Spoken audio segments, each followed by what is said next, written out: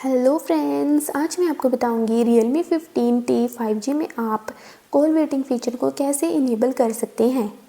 तो चलिए फ्रेंड्स, बिना किसी देरी के वीडियो स्टार्ट करते हैं। तो इसके लिए आपको सबसे पहले फ़ोन के डायलर में चले जाना है। डायलर में जाने के बाद आपको ऊपर राइट साइड 3 डॉट्स पर क्लिक करना है और सेटिंग्स पर क्लिक कर देना है। तो यहाँ पर आपको एक ऑप्शन दिखाई देगी ऑपरेटर रिलेटेड सेटिंग्स की, तो आपको इस पर क्लिक करना है। तो आप यहाँ पर देख सकते हैं कि यहाँ पर आपको एक ऑप्शन दिखाई देगी कॉल वेटिंग की। तो अब आपको यहाँ पर कॉल वेटिंग वाली ऑप्शन को यहाँ से ऑन कर देना है। तो जैसे ही आप कॉल वेटिंग की ऑप्शन को यहाँ से ऑन करेंगे तो कॉल वेटिंग फीचर इनेबल हो जाएगा और यहीं से आप इसे क्लिक करके ऑफ भी कर सकते हैं। Bye bye friends.